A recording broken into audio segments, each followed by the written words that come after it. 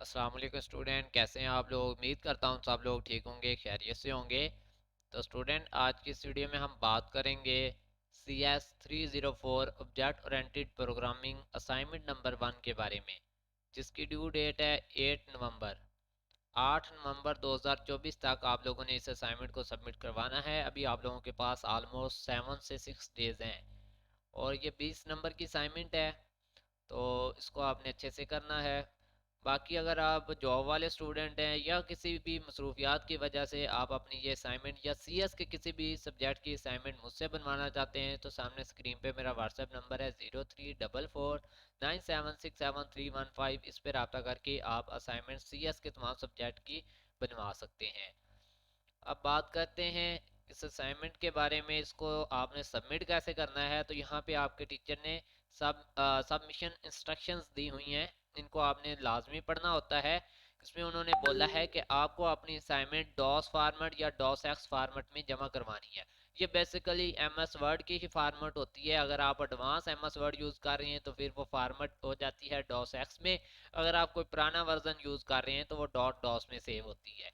तो ये क्लियर है, जिस फॉर्मेट में आपकी जो क्वेश्चन फाइल आई है इसी फॉर्मेट में आपने आंसर सेंड करना है डॉस फॉर्मेट में। MS वर्ड फॉर्मेट बोल लें इसको, ठीक है। दूसरा उन्होंने बोला you can use any drawing tool such MS paint, ठीक है। आप MS पेंट का इस्तेमाल कर सकते हैं, MS विजियो का इस्तेमाल कर सकते हैं, या आप कोई भी मतलब टूल जो है वो यूज़ कर सकते हैं डायग्राम बनाने के लिए। फिर आपने उस डायग्राम को इस MS वर्ड फाइल के अंदर रख के सबमिट करवाना है, ठीक है। अब यहाँ पे उन्होंने आपको एक सिनेरियो दे दिया है, इस सिनेरियो को आपने पढ़ लेना है, ठीक है। और देन फिर आपने कुछ क्वेश्चंस के आंसर देने हैं। ये वाले वो क्वेश्चंस हैं जिनको आपने फुलफिल करना होता है, ठीक है। चलें हम इनको जल्दी से रीड आउट कर लेते हैं। पहला उन्होंने कहा कि extract the main object entities of the above system. अब अबाव सिस्टम क्या है, ये सिनेरियो ही आपका सिस्टम है, ठीक है। इसमें से आपने एंटिटीज निकालनी है, ठीक है। उसके बाद आप देखें find the necessary attributes and function that need to associated with each object. अब यहाँ पे एट्रीब्यूट्स की बात हुई है, एट्रीब्यूट्स निकालनी है और कुछ नेसेसरी फंक्शन जो हैं वो इन एंटिटीज के साथ वर्क करेंगे, उनको आपने निकालना है। ये आपका दूसरा स्टेप हो गया। तीसरे स्टेप के अंदर उन्होंने बताया है कि identify the relationship among the identify objects. जो सबसे पहले आपने एंटिटीज निकाली होंगी उनके दरमियान कौन से रिलेशनशिप बन रहे हैं वो भी आपने इस असाइनमेंट के अंदर शो करवाने हैं। Construct a final comprehensive class diagram show all objects and their relationship along with the attributes and function. वो कह रहे हैं कि फिर एक final comprehensive class diagram generate करनी है। आप गूगल के ऊपर सर्च कर सकते हैं क्लास डायग्राम किस तरह की होती हैं, आपको सैंपल आउटपुट मिल जाएंगे। वैसी ही क्लास डायग्राम आज हम बनाने वाले हैं। अब बात करेंगे यहाँ पर, इसको मैं थोड़ा सा नेक्स्ट कर लेता हूँ क्योंकि ये थोड़ा सा सही नहीं लग रहा था, ठीक है। ये हमारा स्टेप 1 है, ठीक है। अब यहाँ पे ज़रा गौर करें तो आपके टीचर ने क्या बोला था कि मेन ऑब्जेक्ट्स जिनको हम इंटिटीज भी बोलते हैं वो आइडेंटिफाई करें। तो इसमें हमने donor, patient, hospital, inventory, admin. अब ये कहाँ से मैंने लिए, यहाँ से लिए हैं, ठीक है। ये इस पैराग्राफ को पढ़ने के बाद मुझे यहाँ से ये सारी इंटिटीज आपकी मिली हैं, ठीक है। इनको आपने यहाँ से, ये देखें ये एक इंटिटी है डोनर की आपकी, ठीक है। इसके बाद हॉस्पिटल की यहाँ पे बात हो रही है तो हॉस्पिटल की एंटिटी होगी। इसके बाद आपकी पेशेंट्स की एंटिटी होगी, ठीक है। इस तरह टोटल मैंने 5 एंटिटीज निकाली हैं, इसमें से हॉस्पिटल, डोनर, पेशेंट और फिर इन्वेंट्री और देन एडमिन की, ठीक है। एडमिन भी इसमें मौजूद है, ठीक है। ये देखें एडमिन की एंटिटी भी आएगी और इन्वेंट्री की भी एंटिटी आपकी यहाँ पे इंक्लूड होगी। इस पैराग्राफ से हमने सबसे फर्स्ट में क्या निकाल लिया, एंटिटीज को निकाल लिया। अब दूसरा स्टेप उन्होंने बोला था कि आपने खसूसियात निकालनी है, ठीक है। खसूसियात और उनके फंक्शन क्या हैं ये आपने बताने हैं। तो सबसे पहले आपकी जो इंटिटी है डोनर की, उसके अंदर जो खसूसियात हैं वो कौन कौन सी हैं, उसकी जो एट्रीब्यूट्स हैं वो हैं उसका जनाब एज, नेम, ठीक है, डोनर आईडी, ब्लड टाइप और ब्लू टाइप और कांटेक्ट इन्फो, डोनेशन हिस्ट्री, ये सारी इसकी खसूसियात हैं। और जिससे आगे क्या है, इंटीजर, स्ट्रिंग, इंटीजर, स्ट्रिंग, ये इसके फंक्शन है, ठीक है।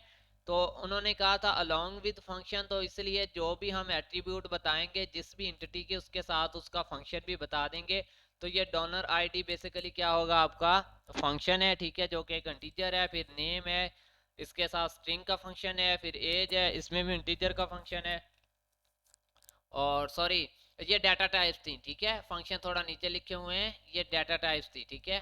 फंक्शन ये है आपके, रजिस्टर कर सकता है आपका डोनर, अपडेट प्रोफाइल, अपनी प्रोफाइल को अपडेट कर सकता है, और व्यू डोनेशन रिकॉर्ड, ठीक है, उसने जो बाकी लोगों ने डोनेशन किया है उनका रिकॉर्ड वो देख सकता है, और अपनी प्रोफाइल को अपडेट कर सकता है, और वो हमारे सिस्टम के अंदर रजिस्टर कर सकता है, ये फंक्शन है।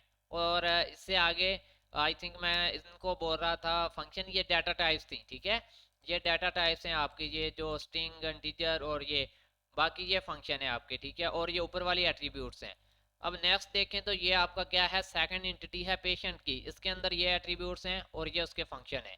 इसी तरह हॉस्पिटल की ये एट्रीब्यूट्स हैं, और देन फिर मैंने इसके ये फंक्शन लिख दिए।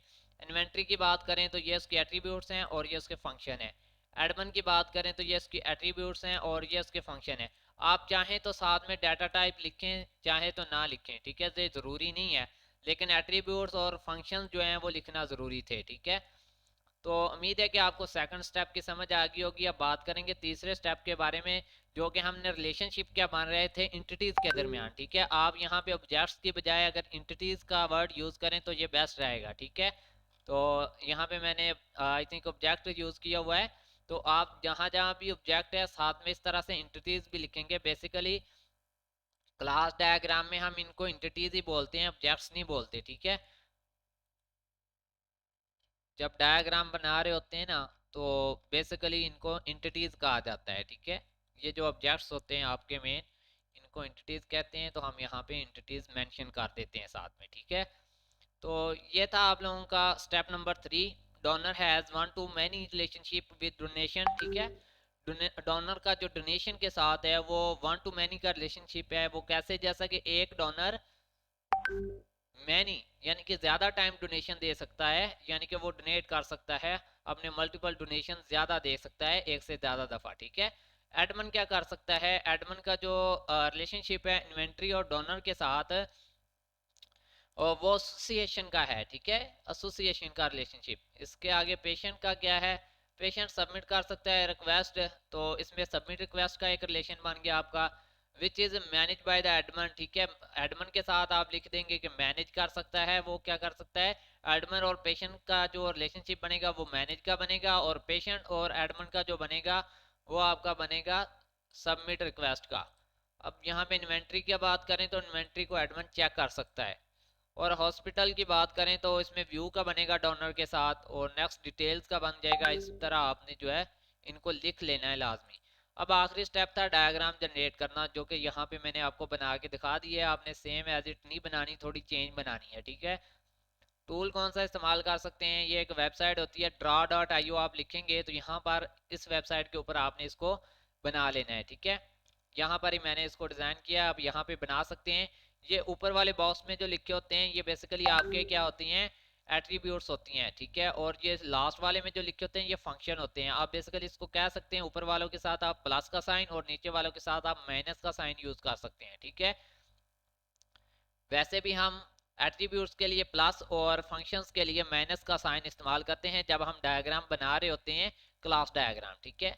तो यहाँ पे हॉस्पिटल देखें तो इसके अंदर मैंने इसकी एट्रीब्यूट्स यहाँ पे लिख दी हैं, name, hospital ID, location, contact info, ठीक है। तो ये बेसिकली क्या है, इसकी खसूसियात हैं हॉस्पिटल की।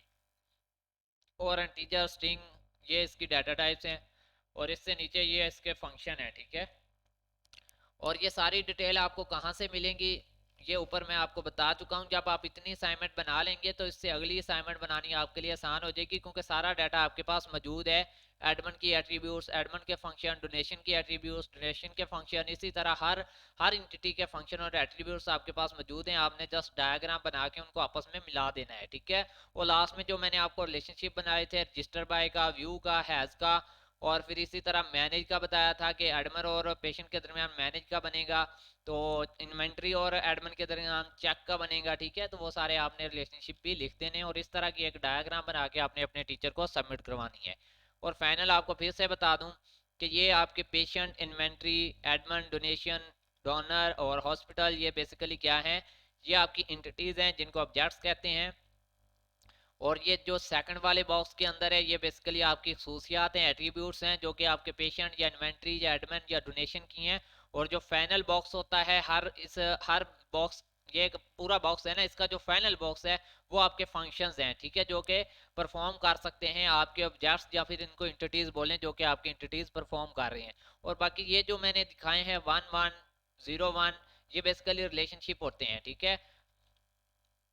तो यहाँ पे देखें तो ये 1 to many का रिलेशनशिप है और ये 0 to 1 का रिलेशनशिप है, ठीक है। इस तरह से आपने भी इनके रिलेशनशिप जो है वो लिख देने हैं। जिसके साथ स्टैरिक का साइन आ जाए 0 के साथ वो 1 to many होता है, जिसमें जस्ट 0 आए वो 0 to 1 होता है, ठीक है। तो इस और जो 1 to 1 का आ जाए उसके साथ हम दोनों तरफ 1 1 लिख देते हैं। बाकी आप ऐसे भी लिख सकते हैं मैनेज बाय, मॉनिटर बाय, और यहाँ फैसिलिटेट और रजिस्टर बाय, व्यूज का, हैज का, ये रिलेशनशिप इस तरह से लिख के ये एक डायग्राम। और बाकी आपने ये वाले स्टेप जो हैं वो अपने टीचर को सबमिट करवाने हैं जो ऊपर मैं आपको दिखा चुका हूँ, ठीक है। यही थी आप लोगों की कंप्लीट असाइनमेंट। अगर आप मुझसे बनवाना चाहें तो रब्ता कर सकते हैं। सामने स्क्रीन पे मेरा व्हाट्सएप नंबर है 0344976731 5। मिलते हैं न्यू वीडियो में, तब तक के लिए अल्लाह हाफिज़, फीमानिल्लाह, अपना ख्याल रखिएगा।